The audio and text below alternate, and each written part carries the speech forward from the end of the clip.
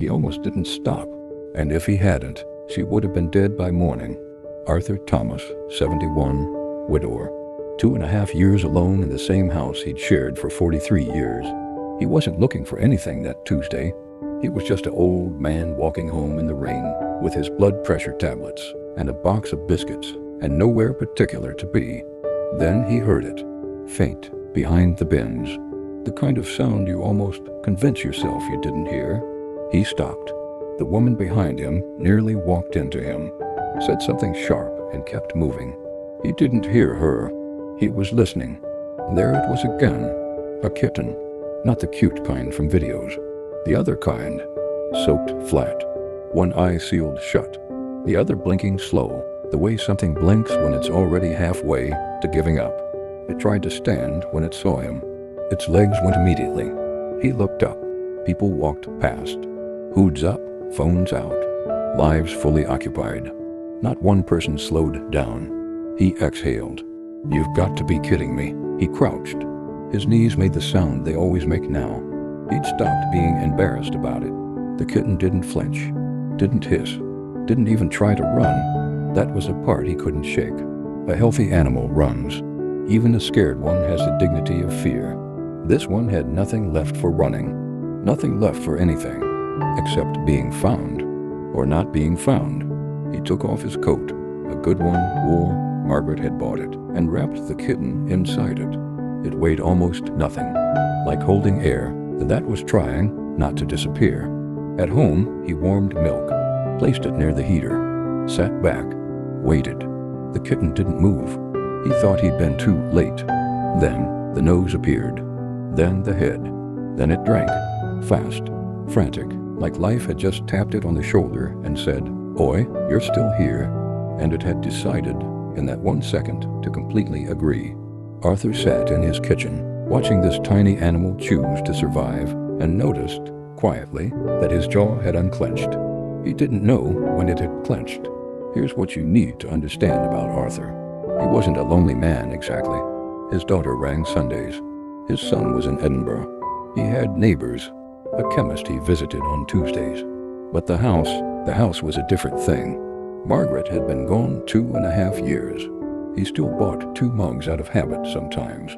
Still reached for the remote to ask if she wanted to watch something. Still woke up at 3 in the morning and lay very still in the dark and ran through everything he should have said more of. You know that kind of quiet? Not peaceful quiet. The other kind, the kind that takes up space, sits in chairs, follows your room to room.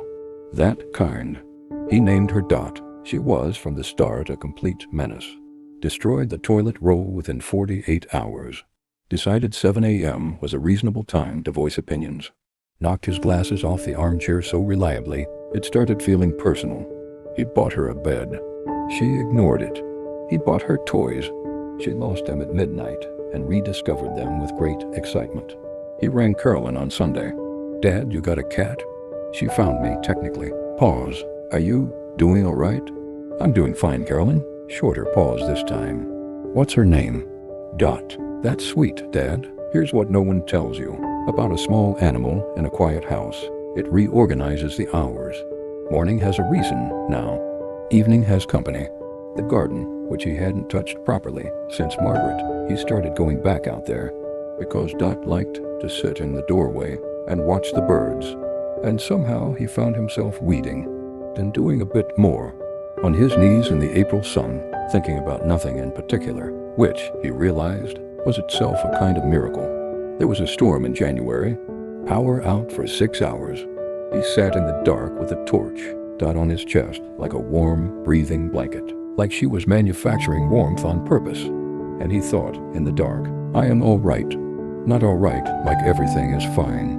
Not all right like grief is finished. Grief doesn't finish, it just changes. Moves from the front of everything to somewhere behind it. Always there, just no longer the only thing you see. The other kind of all right, the quieter kind. I am here. This moment is here. This small animal is here. And that is enough." He hadn't known he needed enough. He hadn't known it was something you could find behind a bin on a rainy Tuesday when you almost didn't stop. He doesn't talk about it. He's not that kind of man. But sometimes when the house is warm and Dot is on the windowsill watching the street, with the authority of someone who has decided this neighborhood is her responsibility, he'll look at her and he'll think about Margaret saying once, "Arthur, sometimes things come into your life and you just have to let them be here." He thought she was talking about the neighbor's fence. He's not sure she was talking about the fence.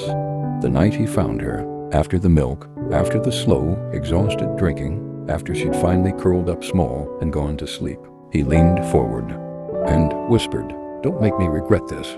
She didn't. She made him something better than that. She made him glad. He stopped.